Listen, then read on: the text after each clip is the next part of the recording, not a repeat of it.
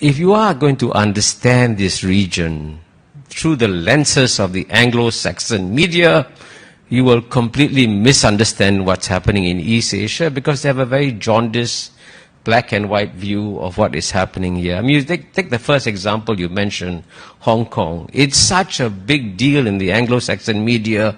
Name me one Asian country that's saying anything about Hong Kong.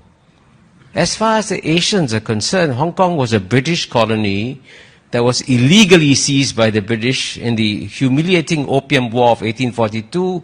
China's are just rectifying a huge historical humiliation by taking back Hong Kong. And Hong Kong is just part of China, right? So that's the reality. In the same way that Goa is part of India, right? So it's important, therefore, if you keep reading the Anglo-Saxon media, you get a completely distorted view in what, and this is an important point again to emphasize, okay?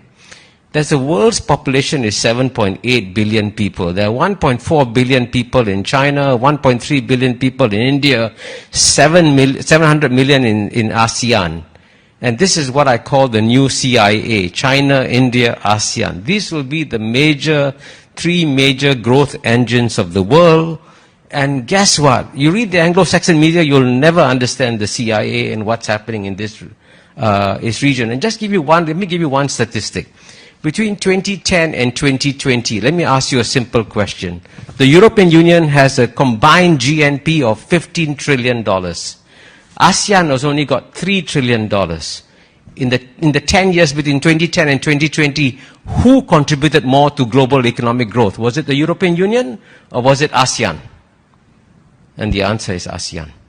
And nobody knows anything about ASEAN.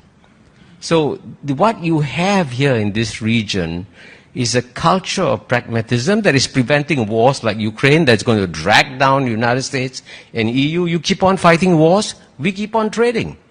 And the Anglo-Saxon media will never tell you that this is all happening in this region. 抖音